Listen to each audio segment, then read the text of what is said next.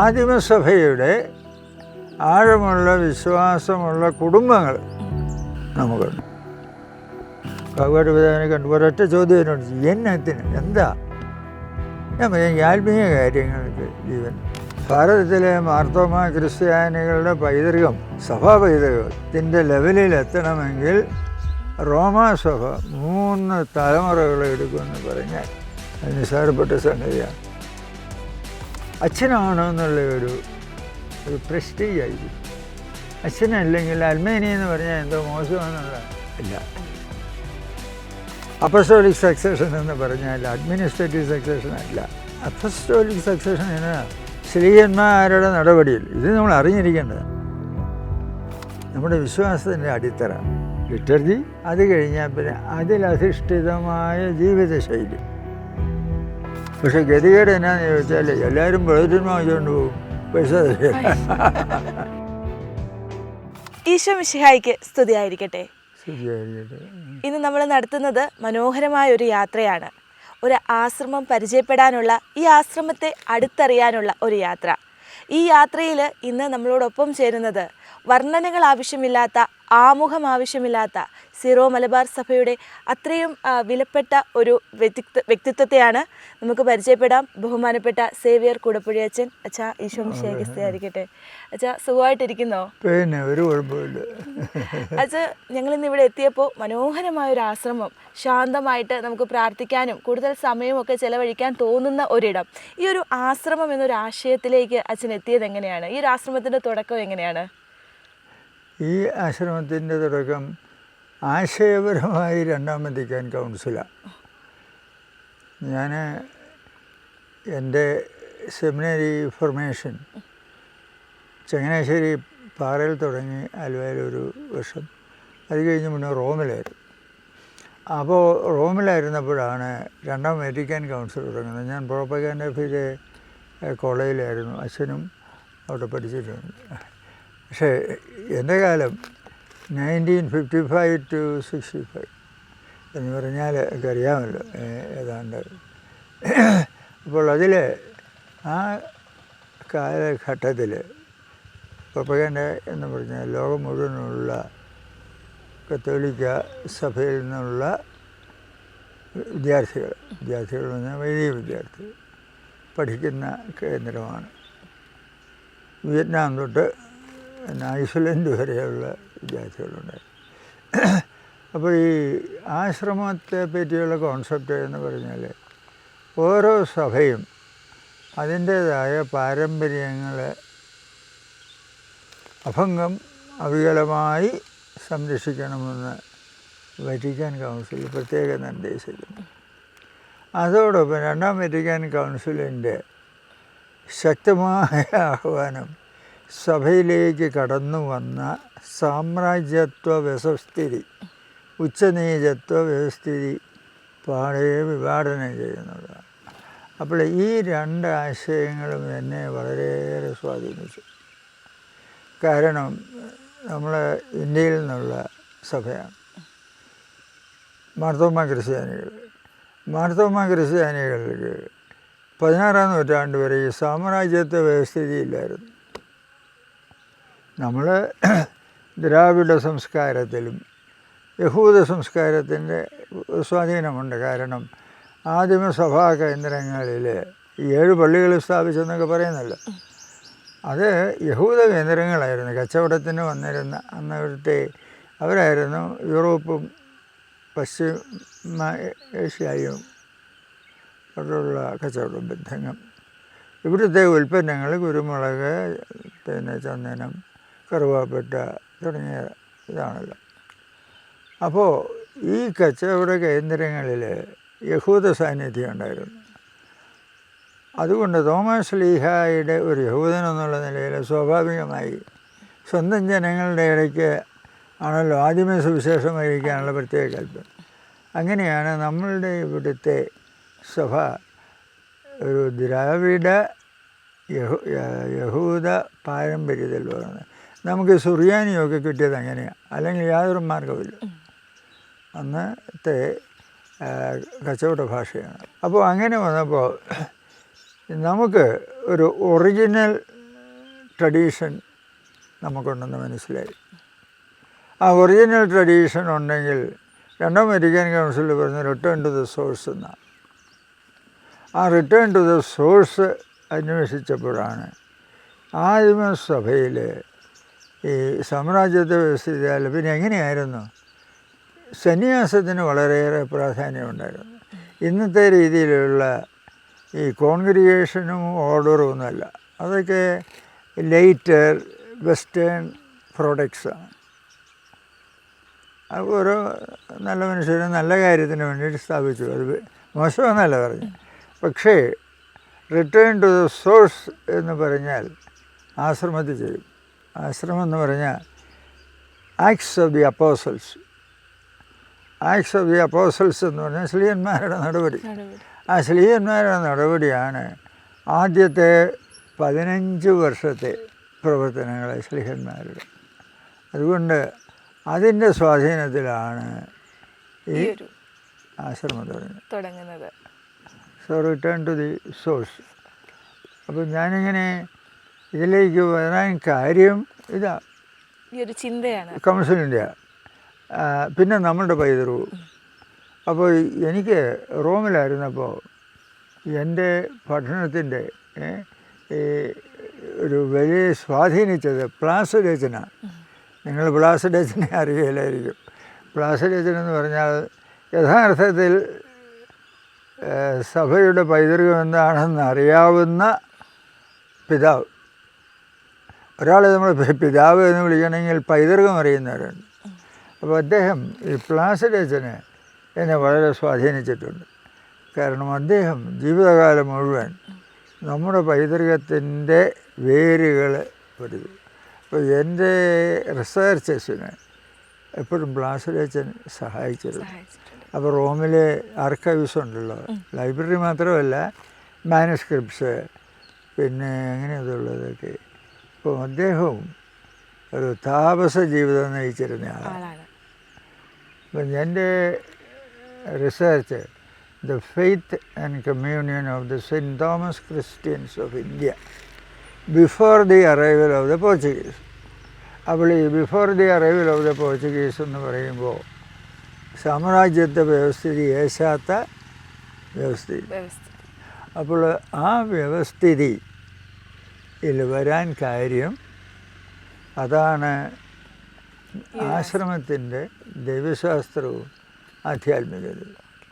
അപ്പോൾ എൻ്റെ doctoral thesis defence എൻ്റെ അവസാനം പ്രൊഫസർ പിയാച്ചന്തിനി എന്ന് പറയും, വലിയ ഒരു റിലീജിയസ് സോഷ്യോളജിസ്റ്റ്.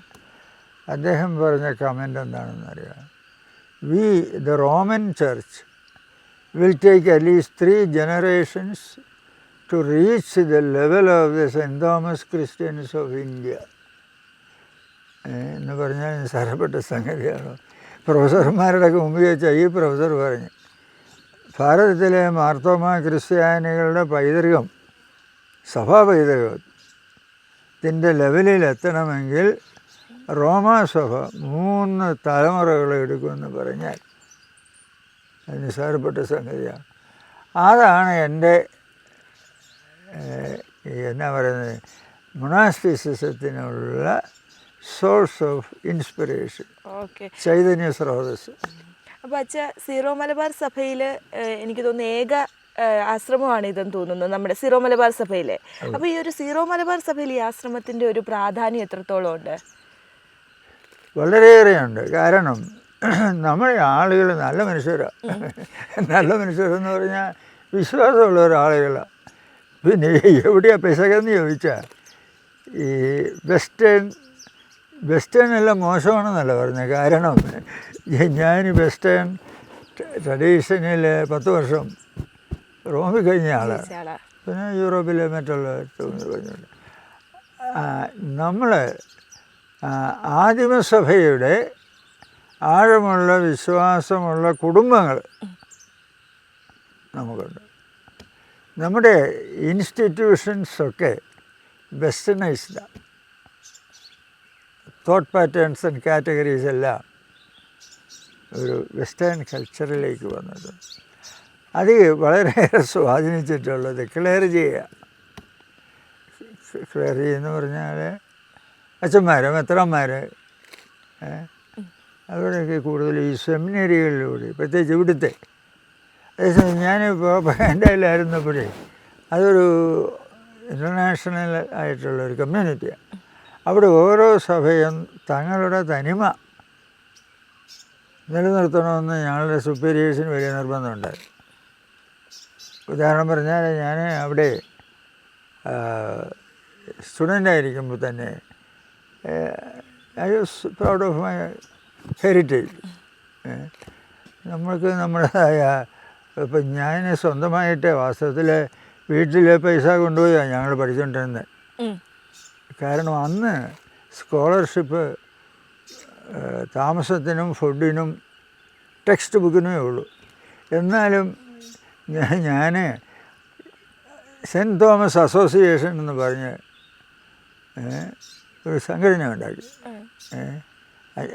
അച്ഛനാകുന്നതിന് മുമ്പേ റോമിൽ വെച്ച്. അതിന് ബുള്ളറ്റിൻ അന്ന് ഈ സൈക്കിളോ സ്റ്റൈലിൽ ചെയ്തതാണ്.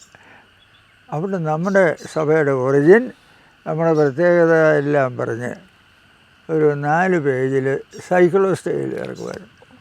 കാരണം എന്നാണെന്നറിയാമോ, നമ്മുടെ അച്ഛന്മാരൊക്കെ അവധിക്ക് പോകുമ്പം നമ്മളെ പറ്റിയുള്ള ശരിയായ ഇൻഫർമേഷനൊന്നുമില്ല, നമ്മൾ ഒന്നുമില്ലാത്തവരാണെന്നുള്ള ധാരണ.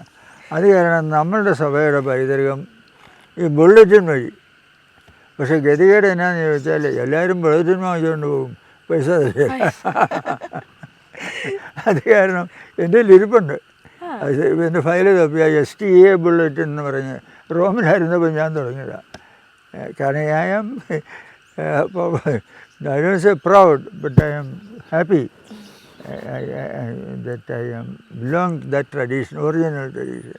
അതുകൊണ്ട് ഞാൻ റോമിലായിരുന്നപ്പം തന്നെ I was wonderful because not only that I belong to the, ഞാൻ എൻ്റെ വീട്ടുപേര് കൂടപ്പുഴ എന്നാണെങ്കിലും ഈ കൂടപ്പുഴയുടെ ഉത്ഭവം എവിടെയാണ്? ഈ മുറിഞ്ഞുപുഴയാണ്. ഈ മണമലയാറിൻ്റെ ഉത്ഭവം അങ്ങേ ചെരുവിനാണ്.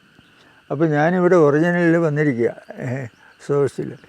അതെ, ഈ കുറവലിങ്ങാട് പകലോമറ്റം എന്ന് പറഞ്ഞൊരു കുടുംബമുണ്ട്. അത് പ്രാചീന കുടുംബം, ഈ ആർച്ച് ഡീക്കന്മാരൊക്കെ ഉണ്ടായിരുന്ന കുടുംബം. അപ്പം ഞങ്ങളുടെ കുടുംബം പകലോമറ്റത്തിൻ്റെ പള്ളിയുടെ വടക്ക് വശത്ത് ആയിരുന്നു ഞങ്ങളുടെ തറവാട്. അപ്പോൾ പകലോമറ്റത്ത് പള്ളി വടക്കിടത്തായ കൂടപ്പുഴ. അപ്പോൾ ഈ കൂടപ്പുഴ എന്നുള്ള പേര് വരാൻ കാര്യം ഈ മണമലയാറും, ഇതാ മണമലയാറിൻ്റെ ഉത്ഭവം. പെരുവന്താനം മലകൾ എന്ന് കേട്ടിട്ടുണ്ട്. അത് വന്ന് കാഞ്ഞിരപ്പള്ളി വരുമ്പോൾ ചിറ്റാറ വടക്ക് നിന്ന് ജോയിൻ ചെയ്യും. അപ്പം പുഴകൾ കൂടുന്ന സ്ഥലം കൂടപ്പുഴ. അത് നൂറ്റാണ്ടുകളായിട്ട് ഞങ്ങളുടെയാണ്, ഇപ്പോഴും അതെ. അങ്ങനെയാണ് കൂടപ്പുഴ എന്നുള്ള വീട്ടുപേര്. പക്ഷേ പകലോമറ്റത്ത് പള്ളി വടക്കടുത്തായ കൂടപ്പുഴ. അപ്പോൾ ആ പാരമ്പര്യത്തിൻ്റെയും അതൊരു ആർച്ച് ഡീക്കന്മാരുടെ കുടുംബമായിരുന്നു ഈ പകലോമറ്റം. അപ്പോൾ ഏതായാലും ഉള്ള എൻ്റെ പേരൻസുമൊക്കെ പ്രത്യേകിച്ചായനുമൊക്കെ എപ്പോഴും ഒരു എന്നാ പറയുക, നമ്മുടെ വിശ്വാസത്തിൽ തൻ്റെ ഇടമുണ്ട്. ഏത് വികാരിച്ചന്മാർക്കൊക്കെ വലിയ ഏതെങ്കിലും പ്രശ്നം വന്നാൽ ഫാദറിൻ്റെ സ്ട്രോങ് സപ്പോർട്ടുണ്ടായിരുന്നു. അപ്പോൾ അതുകൊണ്ട് നമ്മുടെ സമുദായത്തിൻ്റെ പൈതൃകം സംരക്ഷിക്കണമെന്ന് എനിക്കും ജന്മനാ ഉള്ള ഒരു ഇതുണ്ട്. അതുകൊണ്ടാണ് ഞാൻ ഇതിലേക്ക് ഈ ആശ്രമം എന്ന് പറയുന്നത് നമ്മുടെ പൈതൃകം അവികലമായി സംരക്ഷിക്കാനാണ്. അപ്പോൾ അച്ഛാ, നമ്മുടെ ഈ ഒരു ആശ്രമത്തെക്കുറിച്ച് പറയുമ്പോൾ ഇവിടുത്തെ ഒരു ദിനചര്യ എങ്ങനെയാണ്? ഒരു ദിവസം നമ്മൾ ഈ ഒരു ആശ്രമത്തിൽ എങ്ങനെയാണ് സ്പെൻഡ് ചെയ്യുന്നത്? ഇവിടെ നമ്മൾ പ്രാധാന്യം കൊടുക്കുന്നത് സഭയുടെ പൈതൃകത്തിന്. അപ്പോൾ നമ്മുടെ സഭയുടെ പൈതൃകം എന്ന് പറഞ്ഞാൽ ആരാധനക്രമമാണല്ലോ. ബാക്കിയുള്ളതൊക്കെ ജീവിത മറ്റ് ചെയ്യും. അപ്പോൾ ദിവസം 7 പ്രാവശ്യം, ദിവസം 7 പ്രാവശ്യത്തെ പ്രാർത്ഥനയുണ്ട്. അത് നമ്മൾ 118-ാമത്തെ സങ്കീർത്തനത്തിലെ 164-ാമത്തെ വാക്യം ദിവസം 7 പ്രാവശ്യം നിന്നെ ഞങ്ങൾ സ്തുതിക്കുന്നു. അത് പഴയ നിയമ യഹൂദ പാരമ്പര്യം സങ്കീർത്തനത്തിൽ ഉള്ളതാണ്. അപ്പോൾ ഇവിടെ ഈ നമ്മുടേത് ഈ രാവിലെ വൈകുന്നേരം മാത്രമല്ല, ദിവസം 7 പ്രാവശ്യത്തെ പ്രാർത്ഥന. അത് കൂടുതലും സങ്കീർത്തനങ്ങളാണ്. ഈ സങ്കീർത്തനങ്ങളെന്ന് പറയുമ്പോൾ ദാറ്റ്സ് എ ലിങ്ക്. പിന്നെ പഴയ നിയമവും പുതിയ നിയമവുമായി നമ്മെ ബന്ധിപ്പിക്കുന്ന പ്രാർത്ഥനാ രൂപമാണ് സങ്കീർത്തനം. ആ സങ്കീർത്തനത്തിലൂടെയാണ് പഴയ നിയമത്തിലെ ആത്മീയത, അബ്രാഹത്തിൻ്റെ വിശ്വാസം എന്ന് പറയേ, ആ പൈതൃകം നമുക്ക് പ്രകൃതിയോടൊത്ത് ദൈവത്തെ ആരാധിക്കുക. പർവ്വതങ്ങളെ, മലകളെ, കാട്ടാറുകളെ എന്ന് പറയലേ. അപ്പോൾ ഈ പ്രകൃതിയുടെ പ്രതിനിധികളായിട്ടാണ് നമ്മൾ പ്രാർത്ഥിക്കുന്നത്. അപ്പോൾ ഈ യാമപ്രാർത്ഥന എന്ന് പറഞ്ഞാൽ ഈ പ്രപഞ്ചത്തിൻ്റെ പ്രതിനിധികളായി ദൈവത്തെ സ്തുതിക്കുക എന്നാണ്. അങ്ങനെ ഒരു വലിയൊരു അർത്ഥമുണ്ട്. മറ്റേത് ഏതെങ്കിലും ഒരു പ്രാർത്ഥന കാണാതെ പിടിച്ച് ഇങ്ങനെ അതല്ല. അതുകൊണ്ടാണ് 7 പ്രാവശ്യത്തെ പ്രാർത്ഥന എന്ന് പറഞ്ഞാൽ സന്യാസി ആ പ്രപഞ്ചത്തിൻ്റെ പ്രതിനിധികളായിട്ട്, പ്രപഞ്ചം ഉറങ്ങുമ്പോഴും സന്യാസിയുടെ പ്രാർത്ഥന പ്രപഞ്ചത്തിൻ്റെ പ്രതിനിധികളായിട്ടുണ്ട്. അങ്ങനെ വലിയൊരർത്ഥമുണ്ട്. അതുകൊണ്ടാണ് 7 പ്രാവശ്യത്തെ പ്രാർത്ഥന എന്നൊക്കെ പറയുന്നത്. അത് ഞങ്ങൾക്കുണ്ട്. പിന്നെ ഒരു ദിവസത്തെ ബാക്കി കാര്യങ്ങളൊക്കെ എങ്ങനെയാണ് അച്ഛാ? രാവിലെ എത്ര മണിക്ക് എഴുന്നേക്കും? ഒരു ദിവസം ആശ്രമത്തിൻ്റെ ടൈം ടേബിൾ എന്ന് പറഞ്ഞാൽ പൊതുവേയുള്ള 4-6-24 മണിക്കൂർ, 6 മണിക്കൂർ പ്രാർത്ഥന, 6 മണിക്കൂർ അധ്വാനം, 6 മണിക്കൂർ പഠനം, 6 മണിക്കൂർ വിശ്രമം. പക്ഷെ കൃത്യം ഇങ്ങനെയാണോ എന്ന് ചോദിച്ചാൽ വേരിയേഷൻസ് വരും. But the basic spiritual and എന്നാ പറയുന്നത് attitude towards life is based on these 4 factors. അത് പറയാൻ സാധിക്കും.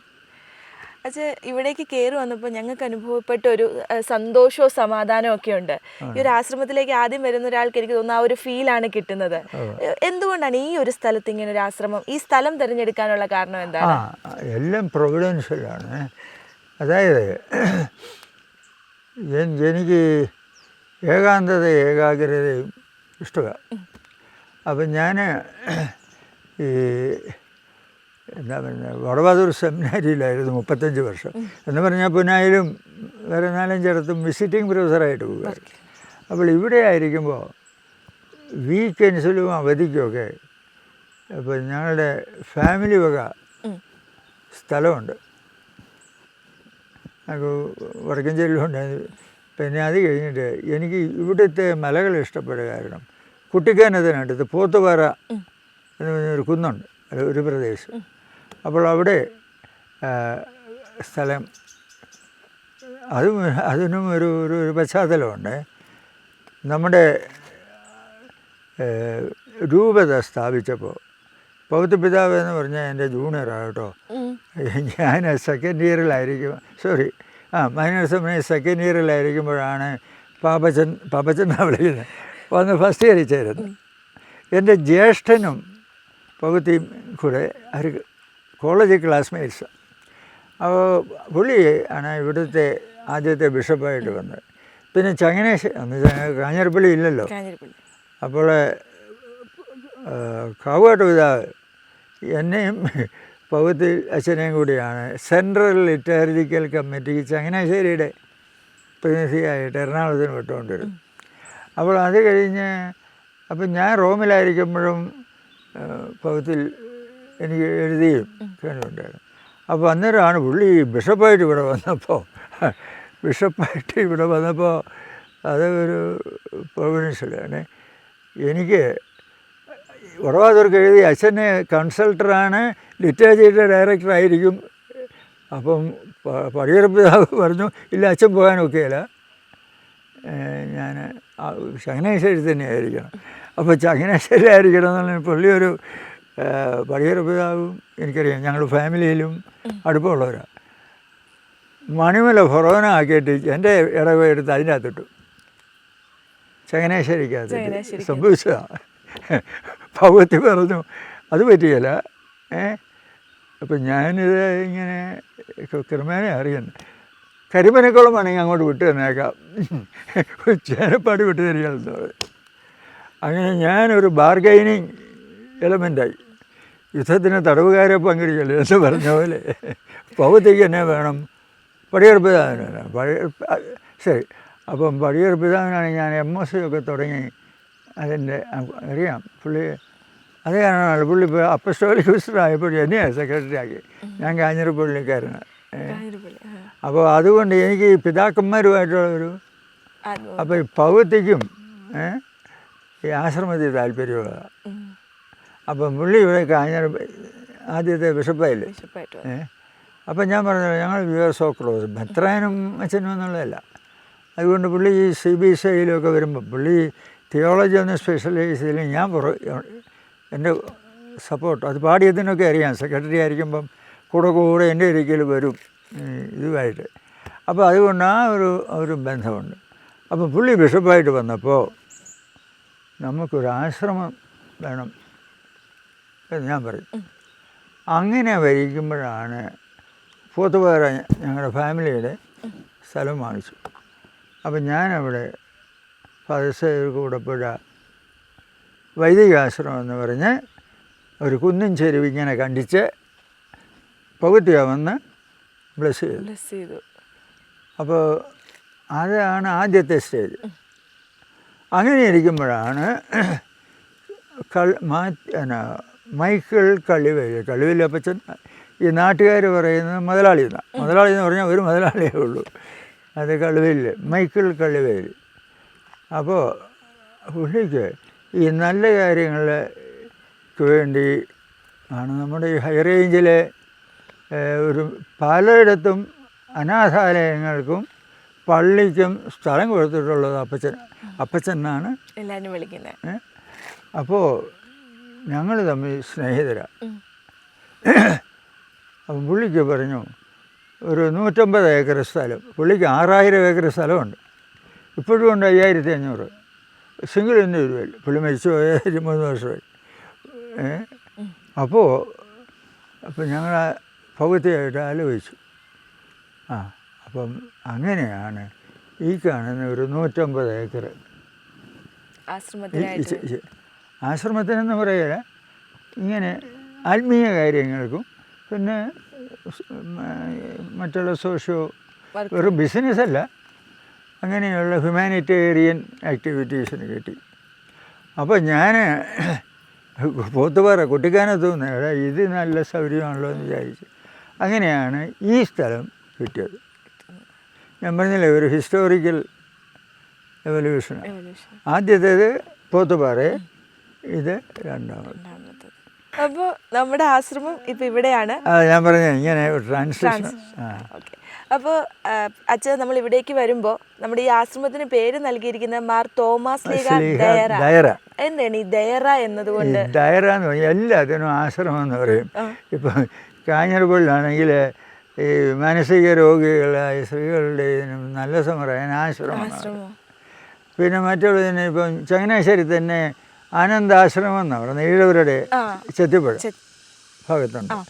അപ്പോൾ ഈ that is a very popular, to a certain extent meaningless.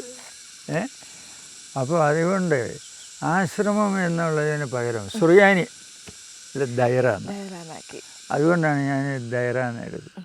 അപ്പോൾ വെച്ചാൽ നമ്മൾ ഈ ഒരു ദേറയിലേക്ക് എത്തുമ്പോൾ ഞങ്ങൾ ഇന്ന് ഇവിടെ വന്നപ്പോഴാണെങ്കിലും പല തരത്തിലുള്ള ആളുകളെ കണ്ടു. അതായത് അച്ഛന്മാരുണ്ട്, സ്ഥിരമായിട്ട് ഡീക്കൺ പട്ടം സ്വീകരിച്ചവരുണ്ട്. അപ്പം നമ്മുടെ ഈ ഒരു ദേറയിൽ നിന്ന് കിട്ടുന്ന ഫോർമേഷൻ, ഒരു സെമിനാരി ഫോർമേഷൻ എങ്ങനെയാണ്? ഈ സെമിനാരി ഫോർമേഷൻ എന്നല്ല പറയുന്നത്, മൊണാസ്റ്റിക് ഫോർമേഷൻ. അപ്പോൾ ഈ മൊണാസ്റ്റിക് ഫോർമേഷൻ എന്ന് പറഞ്ഞത് ഈ ലക്ഷ്യം ഇതായിരിക്കണം. അതായത് ആദിമസഭയുടെ ആത്മീയത സാംശീകരിച്ച് കൂട്ടായ്മയിൽ ജീവിക്കുക എന്നുള്ളത്. അപ്പോൾ ഈ സെമിനറി എന്ന് പറയുമ്പോൾ ഒരു പാശ്ചാത്യ സിസ്റ്റമാണ്. 16-ാം നൂറ്റാണ്ടിലെ ആണല്ലോ സെമിനറി സിസ്റ്റമായിട്ട് വരുന്നത്. എന്നാൽ മൊണാസ്റ്റിക് ഫോർമേഷൻ എന്ന് പറയുന്നത് ഒരു ആത്മീയ ഫോർമേഷനാണ്. Cultural ഫോർമേഷനുണ്ട്, academic ഫോർമേഷനുണ്ട്. അപ്പോൾ ഒരു മിനിമം സ്റ്റാൻഡേർഡായിട്ട് എപ്പോഴും നമ്മൾ വെച്ചിരിക്കുന്നത് PDC എങ്കിലും അത് ഒരു മീഡിയം.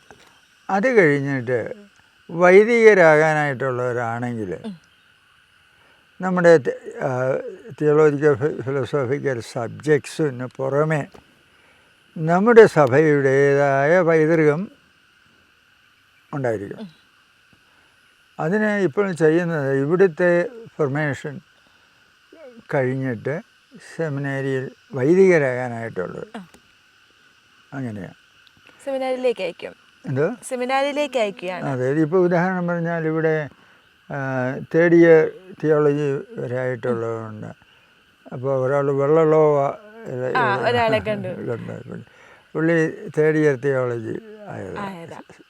പിന്നെ വേറെ ഒരാളുണ്ടായി സെക്കൻഡ് ഇയർ തിയോളജിയിൽ, ജെയിംസ് വഴിപ്പറമ്പൽ എന്ന് പറയും. അങ്ങനെയാണ്. അപ്പോൾ അതുകൊണ്ട് വൈദികരാകാനുള്ളവർക്ക് നമ്മുടെ സഭയുടെ ഔദ്യോഗികമായ സബ്ജക്ട്സ് ഉണ്ടല്ലോ, അത് ചെയ്യും. ഇവിടെയുള്ളവരെല്ലാം വൈദികരാകണമെന്നല്ല ആഗ്രഹിക്കുന്നത്. മറ്റേത് കോൺഗ്രിഗേഷൻസൊക്കെ ഓട്ടോമാറ്റിക്.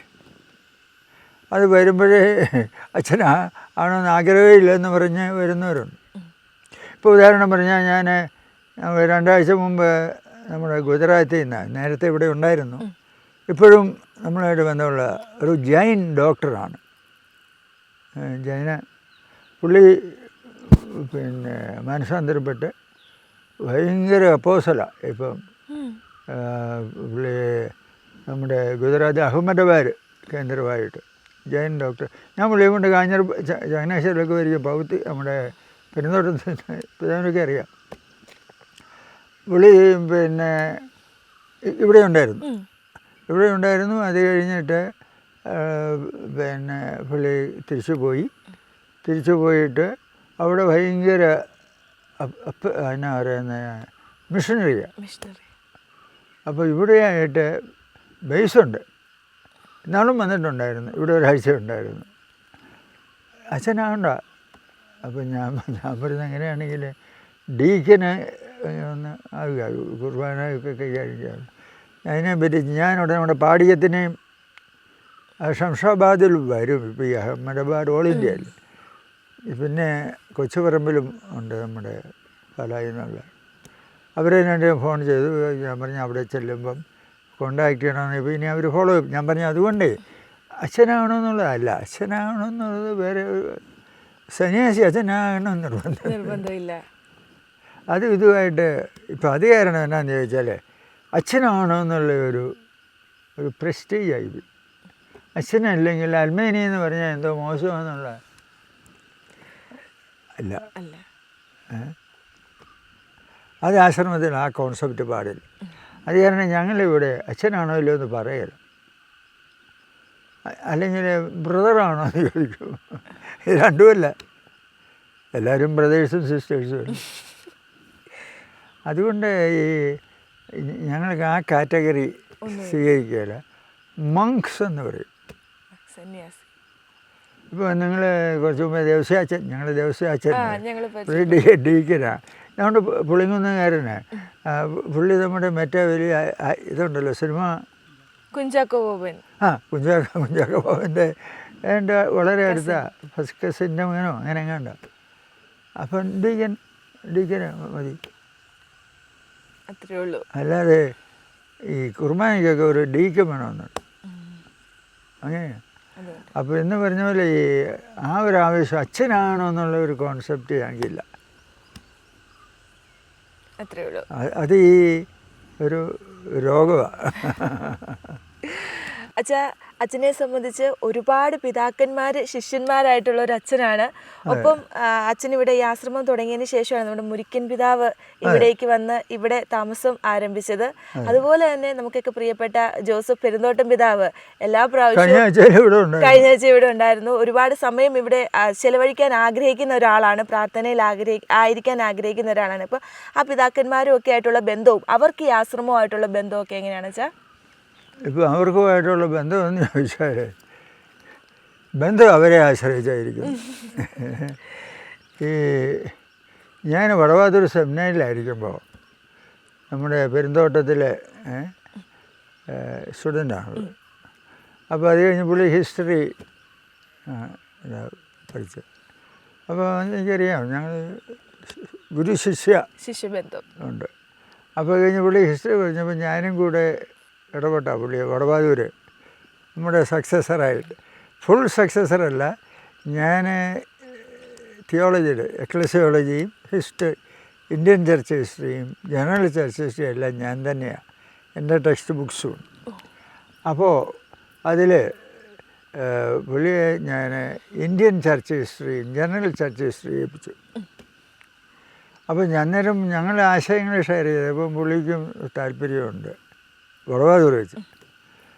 അപ്പോൾ അത് കഴിഞ്ഞ് നമ്മുടെ ഈ ഒരു പായിക്കാട്ടച്ചനുണ്ടായിരുന്നു, നമ്മുടെ സ്പിരിച്വൽ തിയോളജി.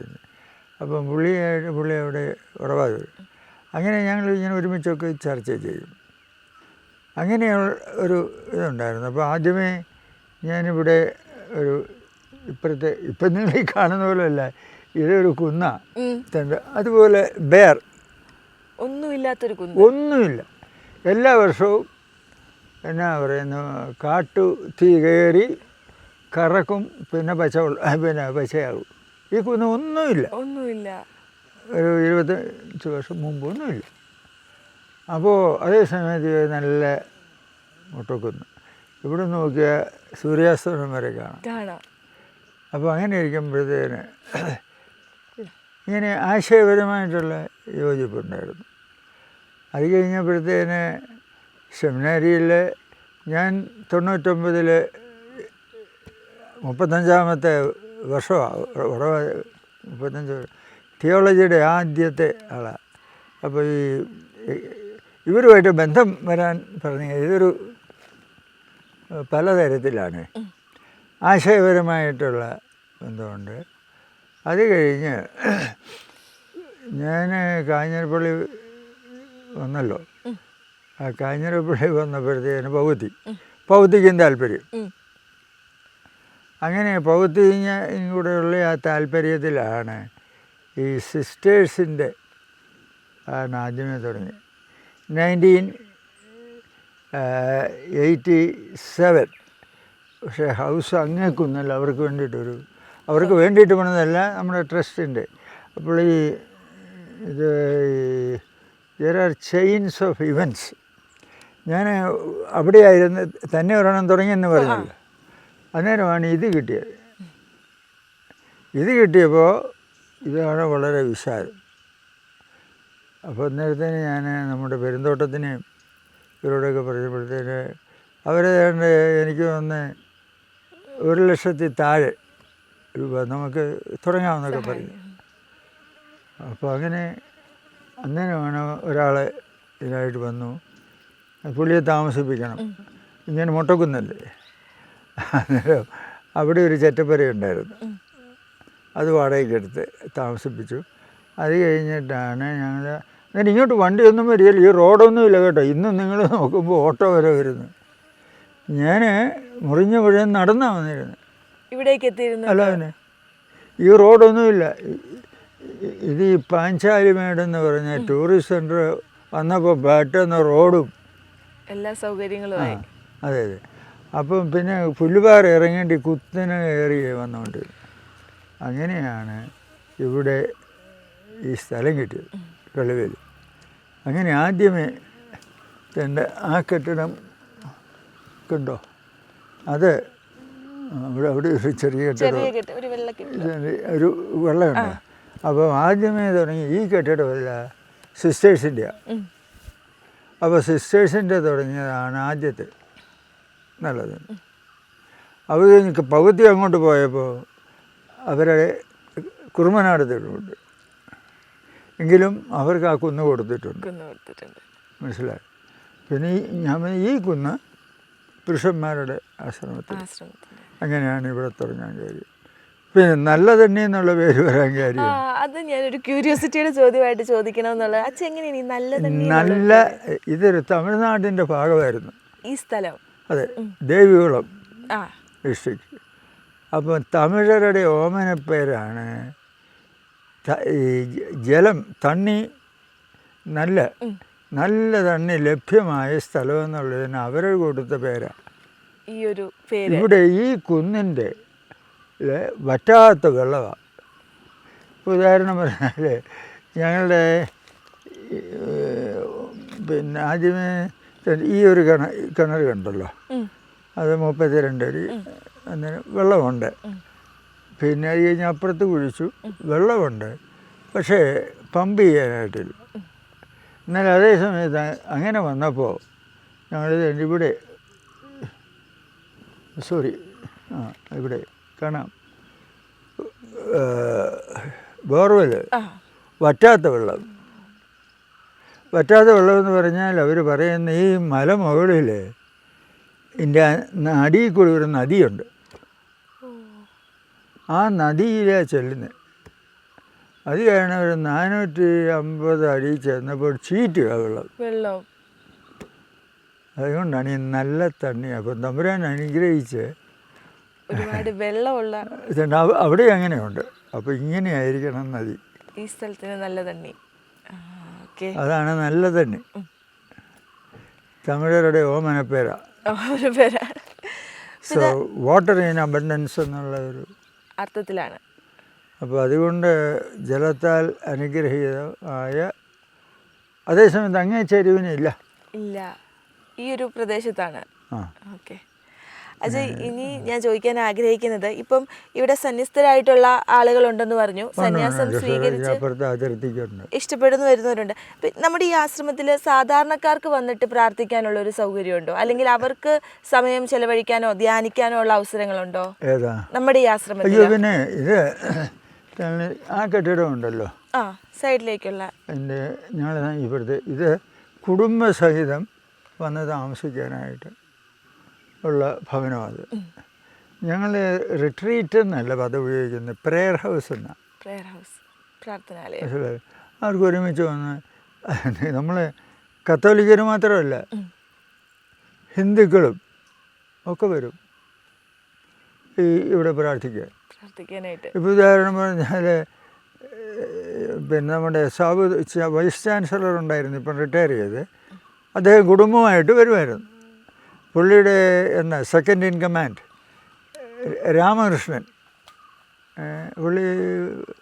പുള്ളി ജപ്പാനിൽ പോയി അവിടുത്തെ ഇതെല്ലാം എടുത്ത വലിയൊരു പുള്ളി. രാമകൃഷ്ണൻ ഇവിടെ വരും കുടുംബമായിട്ട്. പിന്നെ ഒരു ഹിന്ദു ടീച്ചർ പാലായി കഴിഞ്ഞ വർഷം 2 പ്രാവശ്യം കുടുംബമായിട്ട്. അങ്ങനെ ഇത് കത്തോലിക്കർക്ക് മാത്രമല്ല, പിന്നെ നമ്മുടെ ഓർത്തഡോക്സ്, CSI, മാർത്തോമ, ഇവരൊക്കെ വരും. കാരണം നമ്മൾ തമ്മിൽ ഒരു മാനുഷിക ബന്ധമുണ്ടെന്ന്, ആത്മീയമായിട്ട് ബന്ധമുണ്ട്. നമ്മുടെ പിന്നെ ഒരു വലിയ സിനിമ നൗഷാദ് പുള്ളി മരിച്ചുപോയി. ഈ സിനിമയുടെ നൗഷാദ് കൃത്യം അതുമല്ല. പുള്ളി ഇവിടെ വരുമായിരുന്നു. ഇവിടെ വന്ന് അവിടെ കൊന്തിരുന്നേച്ച് ചിലപ്പോൾ പിന്നെ കപ്പലയുടെ അവിടെ ഇങ്ങനെ ഇരുന്നേച്ച് എന്നോട് പറയും, അച്ഛോ പ്ലോട്ട് കിട്ടിയെന്ന് പറയും. തമാശല്ല, അത് പുള്ളി തോട്ടയ്ക്കാട് അടുത്ത പുള്ളിയുടെ ബന്ധുക്കൾ ആരാണ്ടുണ്ട്. അങ്ങനെ മുസ്ലിംസും വരും. മുസ്ലിംസ് എന്ന് പ്ലൂറൽ പറയുന്നില്ല, എന്നാൽ നൗഷാദെന്നോ അങ്ങനെ കണ്ട ഞാൻ പുള്ളിയുടെ പേര് വിട്ടു. അതുകൊണ്ട് ഇനി ഇതൊരു സെക്ടേറിയനല്ല, പക്ഷേ കത്തോലിക്ക സിറോ മലബാറാണ്, അത് വേറെ കാര്യം. So it is open to all, എല്ലാവർക്കും വരാം. കാരണം ദൈവം പ്രപഞ്ചകർത്താവ് ഈ നല്ലതിനെ ഓപ്പൺ ടു പോകാം. പക്ഷേ അംഗങ്ങളാകുക എന്നല്ല. ആത്മീയതയിൽ ഇവിടെ ലൈബ്രറി നല്ല റീച്ച്, പിന്നെ എല്ലാം നിങ്ങൾ നോക്കിയോ, 10,000 ബുക്സുണ്ട്. നല്ല ബുക്സല്ല, ചുമ്മാ ചപ്പടാച്ചൊന്നുമല്ല. അതിൻ്റെ അത് മറ്റു മതങ്ങളുടെയും ഒക്കെ ഉണ്ട്, എല്ലാം ഉണ്ട്. അപ്പോൾ അച്ഛനെ കുറിച്ച് പറയുമ്പോൾ ഒരുപാട് ബുക്കുകൾ എഴുതിയ ഒരാളാണ് അച്ഛൻ. അപ്പോൾ അച്ഛൻ്റെ ഈ ഒരു എഴുത്ത് ആ ഒരു കാര്യത്തിന് ഈ ഒരു ആശ്രമം എത്രത്തോളം സഹായിച്ചിട്ടുണ്ട്? ഈ ശാന്തതയിലും അല്ലെങ്കിൽ ഈ ഒരു അന്തരീക്ഷം എഴുത്തിനെ സഹായിച്ചിട്ടുണ്ടോ? എന്തോ അച്ഛൻ്റെ രചനകളെ ഈ ഒരു അന്തരീക്ഷം ഈ ആശ്രമം തീർച്ചയായിട്ടും. എൻ്റെ രചനയിൽ ഏകാന്തത ഞാൻ വടവാതൂർ ഇരുന്ന് വായിച്ചിട്ട് മനസ്സിലാക്കാൻ ബുദ്ധിമുട്ടുള്ളത് ഇവിടെ വന്നിരിക്കുമ്പോൾ വായിച്ചാൽ മനസ്സിലാവും. അവിടെ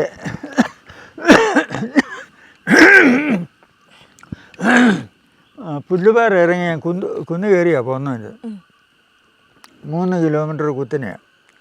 അപ്പോൾ 70 പൈസ പോലും തന്നിട്ടില്ല, ചോദിച്ചിട്ടുമില്ല കേട്ടോ. എൻ്റെ സ്വന്തമാണെന്നല്ല ഞാൻ പറഞ്ഞു, എന്നാലും എനിക്കുള്ളതൊക്കെ കൊടുത്തിട്ടുണ്ട്. പിന്നെ നല്ല മനുഷ്യർ, ആരോടും ചോദിക്കുകയില്ല. അപ്പോൾ ഒരു പ്രാർത്ഥനാ ഭവനം തുടങ്ങണമെന്നുണ്ടായിരുന്നു. അപ്പോൾ വരുമ്പോൾ അവിടെ അച്ഛന്മാരൊക്കെ വരുന്ന ഒരു ലൈബ്രറിയുടെ ആ കെട്ടിടത്തിൽ പാവിരിച്ച് കിടക്കുകയായിരുന്നു. ഇങ്ങനെ ഇരിക്കുമ്പോഴത്തേന് നമ്മുടെ കളിവയലിലെ അപ്പച്ചൻ, അവർക്ക് വലിയ കാര്യമാണ് ഈ ആശ്രമം. അത് കാരണം ഇവിടെ അടക്കണമെന്നും പറഞ്ഞ് അവരുടെ ചൂമ്പ് ഇവിടെ പണിത് ഇട്ടിട്ടുണ്ട്. പക്ഷെ മരിച്ചു കഴിഞ്ഞപ്പം മക്കളെ വിളക്കുമാട്ടതാണ് അവരുടെ തറവാട് രൂപമുണ്ട് അവിടെ കൊണ്ട്. എങ്കിലും അവരുടെ അറ്റാച്ച്മെൻറ്റ് ഞാൻ പറയാം, ഈ അവർ എന്നാ ഇപ്പം 5500 ഏക്കറും പിന്നെ ഫാക്ടറികളും ഒക്കെ ഉള്ള ആളുകളാണ് ആശ്രമം. അവർ അപ്പച്ചനും അറിയാമേന്നും പറയും, അവർ ഹസ്ബൻഡ്. അവരിവിടെ മണിക്കൂറുകൾ വരുമായിരുന്നു, എന്നോട് വലിയ കാര്യമായിരുന്നു. ഇങ്ങനെ ആത്മീയ കാര്യങ്ങളും ഇങ്ങനത്തെ സഭയിലെ കാര്യങ്ങളെയൊക്കെ അല്പം വിഷമത്തോടെയൊക്കെ എന്നോട് ചർച്ച ചെയ്തുകൊണ്ടിരുന്നതാണ്. അവർ തന്നെ നിർബന്ധിച്ച് അവരുടെ ടൂമ്പ് ഇവിടെ പണിത്. ഞാൻ പറഞ്ഞ ആളുകളുടെ താല്പര്യം ഞാൻ പറഞ്ഞതാണ്. അതുകൊണ്ട് ഇതൊരു ആത്മീയ അതാ. പിന്നെ മരിക്കുമ്പോൾ ഞാൻ അക്ഷരം വേണ്ടിയിട്ടില്ല പുള്ളിയോട്, ഇങ്ങോട്ട് വരണമെന്നൊന്നുമില്ല. പുള്ളി തന്നെ എന്നോട് പറഞ്ഞു, അച്ഛാ ഞാൻ അവിടെ തന്നെ അത് കഴിഞ്ഞ് എൻ്റെ കാരണം ജെനുവിൻ ക്രിസ്ത്യൻ അപ്പസ്റ്റോലിക് സക്സഷൻ എന്താണെന്ന് അറിയാം. അപ്പസ്റ്റോലിക് സക്സഷൻ എന്ന് പറഞ്ഞാൽ അഡ്മിനിസ്ട്രേറ്റീവ് സക്സഷൻ അല്ല, ശ്ലീഹന്മാരുടെ നടപടിയിൽ. ഇത് നമ്മൾ അറിഞ്ഞിരിക്കേണ്ടത്. അവർക്ക് ഈ വിധവകളുടെ കാര്യവും സോഷ്യൽ വർക്കിൻ്റെ പ്രശ്നങ്ങളൊക്കെ വന്നു. അവരെന്നാ പറഞ്ഞു, അത് ഞങ്ങളുടെ അല്ല, നിങ്ങൾ അതിന് പറ്റിയ ആളുകളെ തിരഞ്ഞെടുക്കണം. അവർ 7 പേരെ തിരഞ്ഞെടുത്തു. ശ്ലീഹന്മാരുടെ നടപടി 6ാമത്തെ അധ്യായം. അവരുടെ മേലെ കൈവച്ചു, അംഗീകരിച്ചു. അതാണ് ശ്ലീഹന്മാരുടെ പാരമ്പര്യം. അപ്പോൾ ഈ ശ്ലീഹന്മാരുടെ പാരമ്പര്യമാണ് മെത്രാന്മാരുടേതായിരിക്കണം. ഞാനീ പറയുന്നത് സത്യം എന്ന് പറഞ്ഞാൽ എന്നാണെന്നറിയാമോ, അതാ ക്രിസ്തുമതം. ഞാൻ സഭ എന്നാണെന്ന് പഠിച്ചു, കൗൺസിൽ എന്താണെന്ന് വിശദീകരിച്ച് ലോകം കൊണ്ട് ആളുകൾക്കും അറിയത്തില്ല സത്യം ഏതാണ്. പറഞ്ഞ മനസ്സിലായി. ഇത് അപ്പസ്റ്റോലിക് സക്സഷൻ എന്ന് പറഞ്ഞാൽ എന്താ, ശ്ലീഹന്മാരുടെ ആ ശൈലി, because that is A divine origin, transmit ചെയ്യുന്ന അതെന്തൊക്കെയാണ് 4 ഘടകങ്ങളാണ് അപ്പസ്റ്റോലിക് സക്സഷൻ. അത് വറ്റിക്കാൻ കൗൺസിൽ, ഞാനിത് എടുത്തുകൊണ്ട് വരാൻ കാര്യം, പിന്നെ ഇപ്പം മെത്രാന്മാരുടെ ഇടയ്ക്ക് ലിറ്ററജി പ്രശ്നമായെന്ന് പറഞ്ഞില്ലേ. അപ്പോൾ എൻ്റെ പുസ്തകത്തിൽ ഞാൻ അധികാരം അത് ഡീൽ ചെയ്യുന്നുണ്ട്. 1 ആരാധന, ദൈവോന്മുഖത. ദൈവത്തിലോട് നമ്മുടെ അപരിമേയനായ അദൃശ്യനായ ദൈവത്തെ വല്ലവരും കണ്ടിട്ടുണ്ട്, കാണാനും പോകുന്നില്ല. പിന്നെ നമ്മുടെ ഉള്ളിൻ്റെ ഉള്ളറയിലുള്ള ആ ആത്മീയതയുടെ ഒരിക്കലും മനസ്സിലാകും ദൈവകാരാന്ന്. സ്നേഹമാണ്, നിത്യമാണ്, കാരുണ്യമാണ്, മനസ്സിലാവും. അപ്പോൾ അങ്ങനെയുള്ള അതെങ്ങനെയാണ് കർത്താവ് പഴയ നിയമത്തിലെ റെക്കോർഡ് ഓഫ് അബ്രാഹത്തിൻ്റെ ബലിയും അങ്ങനെ വിശ്വാസത്തിൻ്റെ പിതാവ്. അപ്പോൾ old testament is the record of promise, വാഗ്ദാനം രക്ഷകന്. New testament is the record of fulfilment. ഇവിടെയാണ് വാഗ്ദാനം ചെയ്ത ദൈവം മനുഷ്യനായി പിറന്ന്.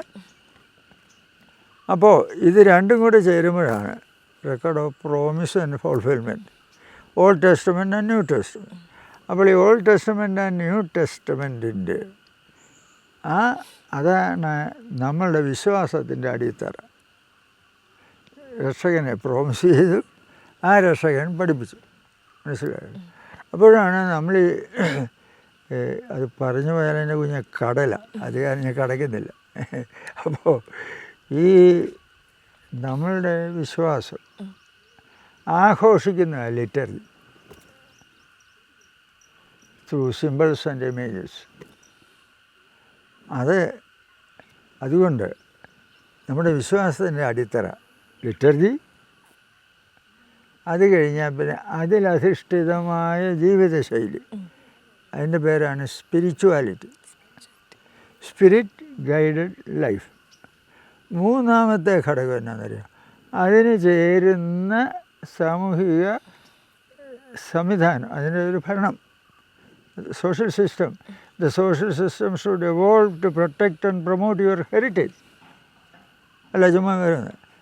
നാലാമത്തേത് എന്നാണ് ഘടകം, അതിൽ നിന്ന് ഉരുത്തിരിയുന്ന ദൈവശാസ്ത്ര ദർശനമുണ്ട്. എൻ്റെ വിശ്വാസം എനിക്ക് മനസ്സിലാക്കണ്ടേ, ആ മനസ്സിലാക്കുന്ന മെത്തഡാണ് തിയോളജി. അപ്പോൾ ഇങ്ങനെ 4 ഘടകങ്ങളാണ് അപ്പസ്റ്റോലിക് ട്രഡീഷൻ ദൈവശാസ്ത്രത്തിൽ. അത് ഈ കൗൺസിലിൽ പ്രത്യേകം പറയുന്നുണ്ട്. അത് ഇത് കണ്ടോ, തിരുസഭയെക്കുറിച്ചുള്ള കോൺസ്റ്റിറ്റ്യൂഷനാണ് ബേസിക് ഡോക്യുമെൻ്റ്. അതിൻ്റെ അകത്ത് പറയുകയാണ്, by divine providence such the various churches intercoalesced into groups, preserving the divine constitution of the universal. എന്താ ഡിവൈൻ കോൺസ്റ്റിറ്റ്യൂഷൻ? അതായത് വിശുദ്ധ പാരമ്പര്യം. അത് their own preserving their own university, their own liturgical tradition, ആരാധന പാരമ്പര്യം, their own theological and spiritual heritage എന്നാണ് പറയുന്നത്. അപ്പോൾ ഈ 4 ഘടകങ്ങളാണ് അപ്പസ്റ്റോലിക് ട്രഡീഷൻ. അപ്പോൾ ഇതുള്ള സഭകളാണ് അപ്പസ്റ്റോലിക് ചർച്ചസ്. അതിൻ്റെ പാരമ്പര്യമാണ് ആശ്രമം. ഈ 4 ഘടകങ്ങൾ ജീവിക്കുന്ന, മറ്റു വാക്ക് പറഞ്ഞാൽ അപ്പസ്റ്റോലിക് ട്രഡീഷൻ ജീവിക്കുന്ന സമൂഹങ്ങളാണ് ആശ്രമങ്ങൾ. അച്ഛാ, ഇനി എനിക്കറിയാൻ ആഗ്രഹമുള്ളൊരു കാര്യം അച്ഛൻ്റെ ദൈവവിളിയെക്കുറിച്ചാണ്. അച്ഛൻ്റെ ദൈവവിളി എങ്ങനെയായിരുന്നു? അച്ഛൻ ആ ദൈവവിളി തിരിച്ചറിഞ്ഞത് എങ്ങനെയായിരുന്നു? എൻ്റെ പിന്നെ അതൊരു വലിയ അത്ഭുതമാണ്. ഞാനിപ്പോഴും ഓർക്കുമ്പോഴേ, I belong to a family it's very, എന്നാ പറയുന്നത്, കത്തോലിക്ക വിശ്വാസത്തിൻ്റെ അഭിമാനിക്കുന്ന ഒരു കുടുംബം. എൻ്റെ ഫാദറും മദറും, എൻ്റെ അമ്മ വിട്ട് ചങ്ങനാശ്ശേരിയാണ്. ചങ്ങനാശ്ശേരി കുരിശുമൂടിലെന്ന് പറയും, ചന്തക്കടവ് കുരിശുമൂടുണ്ട് അവിടെയാണ്. ഇപ്പോൾ അവരെല്ലാം പല സ്ഥലങ്ങളിലായി. ഇപ്പോൾ ആരൊക്കെ അവിടെ ഉണ്ടെന്ന് പോലും എനിക്കറിയത്തില്ല. പിന്നെ ഞാൻ പറഞ്ഞ കാഞ്ഞിരപ്പള്ളി കുറവഞ്ഞാട്ടൊന്ന് വന്ന്. അപ്പോൾ വെരി സ്ട്രോങ് ഫെയ്ത്ത്. അത് പ്രത്യേകിച്ച് സാധുക്കളെ സംരക്ഷിക്കുന്നതിൽ ഞാൻ ഇന്നലെ ഒരു കാര്യം ഓർക്കുകയായിരുന്നു. ഇന്നത്തെ രീതിയിൽ അനേക കോടികൾ വരുന്ന ഒരു കുടുംബം അനാഥമാകുന്നു, അവർക്ക് ജപ്തി വന്നു, എൻ്റെ ഫാദർ കുഞ്ഞപ്പിച്ചേട്ടൻ എന്നറിയപ്പെടുന്ന കൂടപ്പുഴ. ഒരിടത്തും സഹായിക്കാനില്ല. അവസാനം എൻ്റെ ഫാദർ പറയും ഞാൻ ഏറ്റു എന്ന് പറയും. ആ കടം ഏറ്റെടുത്ത് ഞാൻ സ്കൂളിൽ പഠിക്കുമ്പോൾ എന്ന് പറഞ്ഞാൽ അന്ന് 1500 എന്ന് പറഞ്ഞാൽ ഒരേക്കറിന് 100 രൂപയില്ല. എത്ര കോടി രൂപയാണ് അത്. എന്നിട്ട് ഫാദർ ഞങ്ങളുടെ കുറേ സ്ഥലം ഈട് വെച്ച് കൊടുത്തു, ആ കുടുംബത്തെ രക്ഷപ്പെടുത്തി. അത് കഴിഞ്ഞ് അതിന് 3 ഇരട്ടി ഞങ്ങൾ മുസ്ലിംസിനോടാണ് വാങ്ങിച്ചത്. കുഞ്ഞപ്പിച്ചേട്ടൻ പറഞ്ഞാൽ തരാമെന്ന് പറഞ്ഞു. അപ്പം ഞങ്ങളുടെ വസ്തുക്കൾ ഈട് വെച്ച് കൊടുത്തു സഹായിക്കും. അങ്ങനെ എൻ്റെ ഫാദർ എന്ന് പറഞ്ഞാൽ വലിയൊരു, ഞാനിപ്പോഴും ത്യാഗം സഹിച്ച് മനുഷ്യരെ സഹായിക്കുന്ന ആൾ. അമ്മയും അതുപോലെ ഒത്തിരി പാവങ്ങളെ സഹായിക്കുമായിരുന്നു. അപ്പം ഞാൻ പിന്നെ പഠിക്കാനായിട്ട് വലിയ ജീനിയസ് ഒന്നുമില്ല, എന്നാലും പഠിക്കും. അപ്പോൾ ഒരു ക്ലാസ്സിലും തോക്കാതെ പോവുക എന്ന് പറഞ്ഞാൽ അത് അത്ഭുതമാണ്. അപ്പോൾ ഒരു ക്ലാസ്സിലും നോക്കാതെ കഴിഞ്ഞ് SB കോളേജിൽ വന്നു. SB കോളേജിൽ വന്നപ്പം 16 വയസ്സേ ഉള്ളൂ, അത്രേ ഉള്ളൂ. 3ാമത്തെ വയസ്സിലാണ് കളരി ചേർത്ത്, 4ാമത്തെ വയസ്സ് സ്കൂളിലാക്കി തുകഞ്ഞ് വന്നു. അപ്പോൾ ഞാൻ SB കോളേജിൽ സെക്രട്ടേറിയറ്റ് ഹോസ്റ്റലിലായിരുന്നു. അപ്പോൾ എൻ്റെ സീനിയറായിട്ടാണ് ഭഗവതി, എൻ്റെ ജ്യേഷ്ഠനും. അപ്പോൾ നിങ്ങൾ അറിഞ്ഞിരിക്കുക, അന്ന് കോളേജിൽ പഠിക്കാന്ന് പറഞ്ഞാൽ ഒരു മാസത്തെ ചിലവ് 1,00,000 രൂപ വരും. വിശ്വസിക്കാൻ, ഒരു മാസത്തെ. പറയാം, കോളേജ് ഫീസ് 25 രൂപ. എൻ്റെ കണക്കുണ്ട്. 25 രൂപ എന്ന് പറഞ്ഞാൽ 1500 തേങ്ങയുടെ വില. ഞങ്ങളൊക്കെ റബ്ബർ തുടങ്ങുന്നതിന് മുമ്പാണ് ഇത് അറിഞ്ഞിരിക്കുന്നത്. ഇന്നത്തെ 1 ലക്ഷം അല്ലാതെ. അപ്പം കോളേജ് ഫീസ് 1500 തേങ്ങയുടെ വിലയാണ്. 17 രൂപയേ ഉള്ളൂ 1000 തേങ്ങയ്ക്ക്. ഹോസ്റ്റൽ ഫീസ് 65 രൂപ. എനിക്ക് മനപ്പാടാണ്. 3500 തേങ്ങ, 3500 1500 കൂടെ കൂട്ടി 5000 തേങ്ങയുടെ ചിലവാണ് ഒരു മാസത്തെ. അങ്ങനെ പിന്നെ പരീക്ഷാ ഫീസും എല്ലാം കൂടെ കൂട്ടിക്ക് ഒരു 10 മാസം കൂട്ടിക്ക്. അപ്പോൾ അങ്ങനെ ഞങ്ങളെ പഠിപ്പിച്ചുകൊണ്ടിരിക്കുന്നത്. അപ്പോൾ ഞങ്ങളൊക്കെ തേങ്ങക്കാര പറഞ്ഞാൽ റബ്ബറായിട്ട്, റബ്ബർ, കുരുമുളക്, പിന്നെ കുരുമുളക് വേണം. അപ്പോൾ എൻ്റെ ഫാദർ ഞാൻ പറയാണ്, ഈ ഞങ്ങളുടെ വരുമാനം മുഴുവൻ കൊടുത്ത ഈ സാധുവിനെ സഹായിച്ചുകൊണ്ട് ഈ 4500 രൂപ 1500 രൂപ കൊടുത്തിട്ട് 4500 രൂപ കലിശ സഹിതം ഫാദർ അവർക്ക് ഒരു കടം കിട്ടിയതാണ്. അപ്പം അങ്ങനെ ഞങ്ങളെയും പഠിപ്പിക്കുമായിരുന്നു. അപ്പോൾ നാട്ടുകാർ ചോദിക്കും, കുഞ്ഞപ്പിച്ചേട്ട പിള്ളേരൊക്കെ പഠിപ്പിക്കാൻ പറ്റപ്പോൾ എങ്ങനെയാണ് സ്ഥലമൊക്കെ നോക്കുന്നത്? ഒക്കെ തമ്പുരാൻ തരുമെന്ന് പറയും. ഞാൻ തമാശ പറയും. അങ്ങനെ ഞാൻ കോളേജിൽ ഇങ്ങനെ ഇവിടുത്തെ സെക്രട്ടേറിയറ്റ് ഹോസ്റ്റലിൽ ആത്മീയ കാര്യങ്ങൾക്ക് ജീവിതം അർപ്പിക്കുന്നതിലേ അർത്ഥമുള്ളൂ, ബാക്കിയുള്ളതില്ല. അത് ചെന്ന് എനിക്ക് സ്ലീപ്പ്ലെസ് നൈറ്റ്സ് എങ്ങനെ വീട്ടിൽ പറയും. വീട്ടിൽ ഇങ്ങനെ ഒരു പ്ലാനും പദ്ധതിയുണ്ടല്ലോ. ജ്യേഷ്ഠനെ ഇങ്ങനെ പഠിപ്പിച്ചു. അപ്പോൾ എന്നെ സക്സസറായിട്ട് ഫാദർ കണ്ട് ഇങ്ങനെ ഇരിക്കുക. അപ്പോൾ ഞാൻ അവസാനം ഇൻ്റർമീഡിയറ്റിന് 27% ജയിച്ചിട്ടുള്ളൂ. ഞാനും ജയിച്ചു. പെട്ടി പ്രമാണമെല്ലാം ഹോസ്റ്റലില്ല. അങ്ങനെ ഇരിക്കുമ്പോഴാണ് എൻ്റെ അങ്കിള് അയിലൂപ്പറമ്പിൽ ഈപ്പച്ചൻ എന്ന് പറഞ്ഞ് കോളേജിലെ ലോജിക് പ്രൊഫസറാണ്. Very very holy man. Kavukatt പിതാവിൻ്റെയൊക്കെ സ്പിരിച്വൽ ഫാദർ. ഞാൻ അവിടെ ഉള്ളപ്പോഴാണ് കാവുകാട്ട് പിതാവ് വിതറാനായിരുന്നു, സെൻറ്റ് തോമസിലെ വാർഡന്. അപ്പോൾ ഞങ്ങളെല്ലാം കൂടെ അങ്ങോട്ട് കൊണ്ട്. അപ്പോൾ അത് കഴിഞ്ഞപ്പോഴത്തേക്കും ഞാൻ ഉള്ളത് പറഞ്ഞാൽ രാത്രിയിൽ ഉറങ്ങാൻ പാടില്ലാതെ സാധിക്കാത്ത ഒരു സ്പിരിച്വൽ എങ്ങനെ തുടർന്നും തൊഴാതിരുന്നിങ്ങനെ ചെന്നങ്കിളിനോട് പറഞ്ഞു. മോനെ ഞാൻ പുള്ളിയും കൂടെ വന്നു. കാവുകാട്ട് പിതാവിനെ കണ്ടു. ഒരൊറ്റ ചോദ്യം എന്നോട് ചെയ്യും, എന്നത്തിന് എന്താ? ഞാൻ പറഞ്ഞു ഈ ആത്മീയ കാര്യങ്ങൾക്ക് ജീവൻ. വേറെ ഒന്നും എന്നോട് ചോദിച്ചില്ല. ഈ ഷർട്ട് പിന്നെ നീണ്ട കൈ ഇടുന്നതാണെന്ന് അറിയാം. അന്ന് കോളേജിലെ ഫാഷൻ എന്ന് പറയുന്ന രീതി കപ്പ് ഷർട്ട് തയ്ച്ചിട്ട് 2 മടക്ക് ഇതാ കൈ നീട്ടിട്ടാൽ മതിയെന്ന് ചോദിച്ചു. ഇതാ റെക്ടർ അച്ഛനോട് പറഞ്ഞേച്ച് പൊക്കോളാൻ പറയും.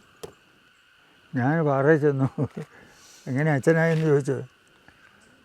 പോരൂക്കര അച്ഛൻ എന്ന് പറയും, സുഹൃത്തുമാർ. മോനെ വരുന്ന വർഷം നേരത്തെ അപേക്ഷിക്കണം കേട്ടോ. നാളെ കഴിഞ്ഞ് സെമിനാർ തുറക്കുക, അതിനും ഇത്തിരി ചടങ്ങുണ്ടെന്ന് പറയും. ഞാൻ സന്തോഷത്തോടെ ഇറങ്ങിപ്പോകുന്ന കാരണം എങ്ങനെ ആവേശമാണ് തമ്പുരാൻ്റെ ഇത്. അത് പാറയിലെ മുറ്റത്ത് വന്നപ്പോഴത്തേനും ഒരു സെമിനാരിക്കാരൻ ഓടി വരുന്നു.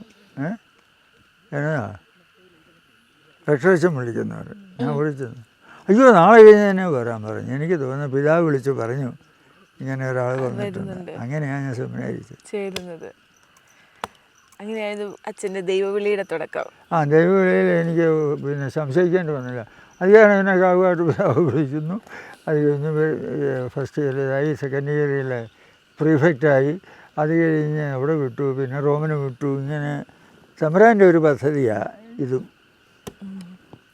അപ്പോൾ അച്ഛനെ സംബന്ധിച്ച് ഞാനൊരു ക്യൂരിയോസിറ്റിയുടെ പുറത്ത് ചോദിക്കുകയാണ്. ഇപ്പം 93 വയസ്സുണ്ട്. ഇന്നലെ രാത്രി ഒത്തിരി വൈകിയാണ് ഇവിടെ എത്തിയതെന്ന് അറിഞ്ഞു. എന്നിട്ട് ഞങ്ങൾ രാവിലെ ഇവിടെ 4:30-5 മണിയായി എത്തിയപ്പോഴും ഞങ്ങളെ സ്വീകരിക്കാൻ വേണ്ടിയുള്ള ഒരുക്കങ്ങളെല്ലാം നടത്തി അച്ഛനിവിടെ കാത്തിരിക്കുകയായിരുന്നു. ഈ ആരോഗ്യത്തിൻ്റെ രഹസ്യം എന്താണ്? ആരോഗ്യത്തിൻ്റെ രഹസ്യം, ഞാൻ ഒരു റെഗുലാരിറ്റി ഉണ്ട്. റെഗുലാരിറ്റി എന്ന് പറഞ്ഞാൽ ഇപ്പോഴും ഒരു പിന്നെ ഒന്ന് ഭക്ഷണത്തിന് ആവശ്യത്തിന് മാത്രമാണ്. അതായത് ഒരു ഇതുണ്ട്, ഇങ്ങനത്തെ ഉള്ള രുചി നോക്കി ഉള്ള ഭക്ഷണമല്ല, ആരോഗ്യം നോക്കിയുള്ള. ഉദാഹരണം പറഞ്ഞാൽ വേറെ സാധനം അങ്ങനത്തെ ഉള്ള മനസ്സിലായി. പിന്നെ റെഗുലർ എക്സർസൈസ്. ഇപ്പം ഞാൻ 4 മണിക്ക് ഒരു നാൾ അന്നേരം എപ്പോഴും ഗസ്റ്റ് വരുന്ന ടൈം ടേബിളിനെ അപ്സെറ്റ് ചെയ്യും. അപ്പോൾ ഞാനിവിടുന്ന് 3 കിലോമീറ്റർ നടക്കും. ഞാൻ നേരത്തെ റോഡിൽ കൂടെയാണ് നടന്നുകൊണ്ടിരുന്നത്. ഇപ്പോൾ ഈ ഇലക്ട്രിക് വെഹിക്കിൾസും ടോറസ് മറ്റേതൊക്കെ വരുന്ന കാരണം റോഡിൽ കിടന്ന് ചാകണ്ടെന്ന് വിചാരിച്ച് ഇങ്ങനെ. അപ്പോൾ ഞാൻ മരിക്കുമ്പോൾ ഞങ്ങൾ 4 കിലോമീറ്റർ നടന്നുകൊണ്ടിരുന്ന. ഇപ്പം അവിടുന്ന് 100 മീറ്റർ 30 പ്രാവശ്യം നടക്കും. അപ്പോൾ ഇന്നലെ ഞാൻ ഹോസ്പിറ്റലിൽ പോയിരിക്കുകയായിരുന്നു, ഈ രോഗിയായിട്ടല്ല, ചെക്കപ്പ്. അപ്പോൾ എന്നോട് പറഞ്ഞു നല്ല ആരോഗ്യമാണെന്ന് പറയും. അത് കാരണം ഞാൻ ഇന്നലെ വിളി വന്നപ്പോൾ ഞാൻ കാര്യത്തില്ല ഇതൊക്കെ എടുത്തു അൾട്രാ സൗണ്ട്. അച്ഛന് 93 വയസ്സുണ്ടെന്ന് പറഞ്ഞപ്പോൾ ഞങ്ങൾക്കും വിശ്വസിക്കാൻ ഒരു ബുദ്ധിമുട്ടായിരുന്നു. അത്രേ ഉള്ളൂ അല്ല അത്രേ ആയോ എന്നുള്ളതായിരുന്നു. അപ്പം അച്ഛൻ വലിയ സ്വപ്നങ്ങൾ അല്ലെങ്കിൽ ഒരു വലിയ ലക്ഷ്യത്തോടെ ആരംഭിച്ച ഒരു ആശ്രമമാണിത്. ഈ ഒരു ആശ്രമത്തെക്കുറിച്ചുള്ള അച്ഛൻ്റെ സ്വപ്നം എന്താണ്? ഇനിയുള്ള ഒരു സ്വപ്നം എന്താണ്? എൻ്റെ സ്വപ്നം